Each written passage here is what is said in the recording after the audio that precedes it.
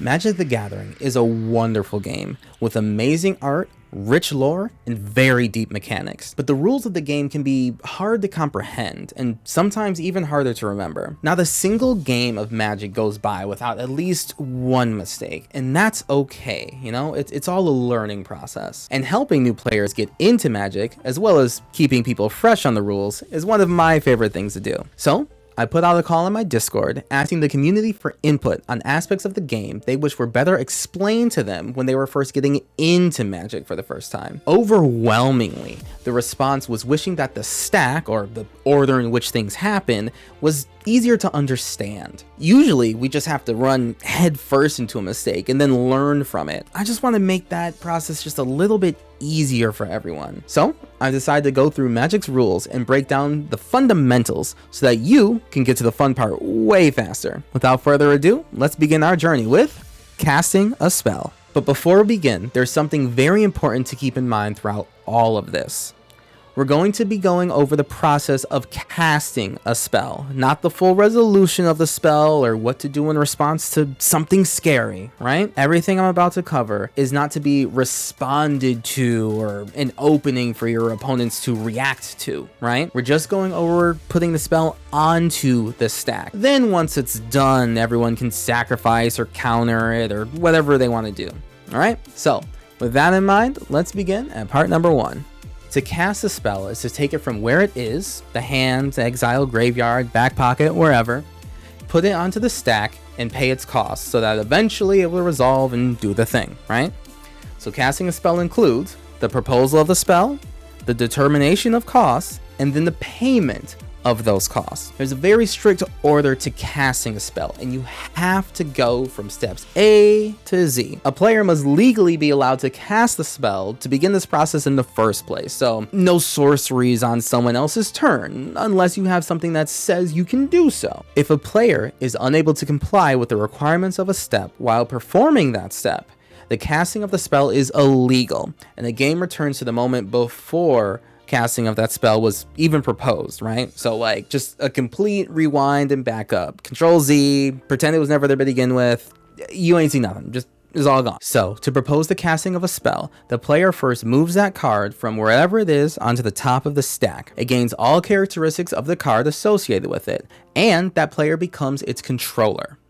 The spell remains on the stack until it resolves, it's countered, or a rule or effect just moves it somewhere else. Announcement of intent. This is the first huge step where you're announcing what you intend to do with the spell. If there are modes like on Prismari Command or Farewell, this is where you're going to announce the modes that you, want to cast. Additional costs like Kicker or Kicker 2 are going to be announced here as well. Alternative costs like buyback or flashback, and most notably, cast this spell without paying its mana costs, are also going to be determined right here and now. Just remember that you can't choose 2 alternative modes to cast the same spell. So you can't say, oh, I'm gonna cast this spell for free, while also saying, oh, but X equals 10. Announcement of targets. The caster announces the intended targets of the spell. If there are multiple targets, say how many there are first and then point out which ones they are. The same target cannot be chosen more than once per use of the word target. So for example, if something says tap 2 target creatures, that means that you need to have 2 separate creatures on the battlefield and then be able to target them, or else the spell is illegal. However, if there are multiple instances of the word target, say on like decimate, 1 solemn simulacrum fulfills the requirement for both artifact and creature, so you can choose to target that solemn twice. If something says that you must choose a target, you must choose one without violating any rules like hexproof, even if that choice does hurt you. Abilities that trigger when something is being targeted, like Heroic or Ward, get triggered now, but wait to be placed on the stack until after this spell has been placed on the stack itself. Division happens next, so if you have a giant fireball or a really spicy Jaya's Immolating Inferno, this is the point where you're going to say how much damage is being assigned to each target. Keep in mind that each target needs to be assigned at least 1 amount of damage. There's no free targets here. Everyone's gonna get at least 1. Whew, alright. Now we take a break. The game takes a second to just make sure that all of your targets are legal right now, right?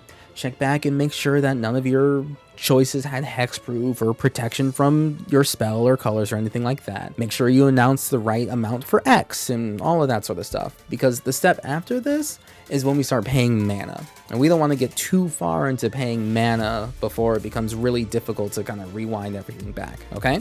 So if anything's wrong, be sure to go back to before step 1 and start all over.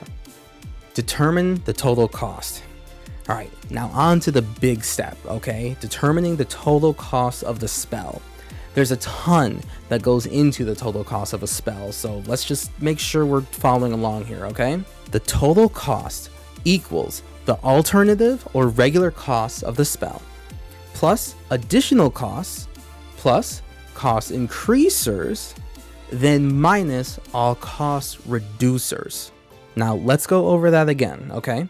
So your total cost equals your alternate or regular cost, plus additional costs like Kicker 3, plus cost increasers like Thalia, and then minus cost reducers like the medallions. The cost of a spell can only get brought down to 0 and never below that. Once a spell costs 0, that means that no mana is being paid for the spell, which sometimes comes into play when you least expect it. And after this is my favorite part in all of Magic, the check for Trinisphere phase. This is a legal phase, okay? You are obligated by Magic law to take a look around the table for a Trinisphere, okay? I'm watching you. All judges are watching you.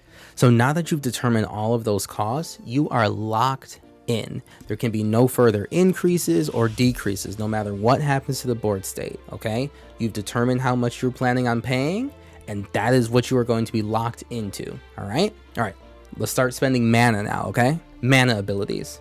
The caster now has their last chance to activate any mana abilities they may have, be it lands, mana dorks, mana rocks, treasures, Eldrazi scions, just all of it. Now is when you put all of that into your mana pool before any costs start being paid.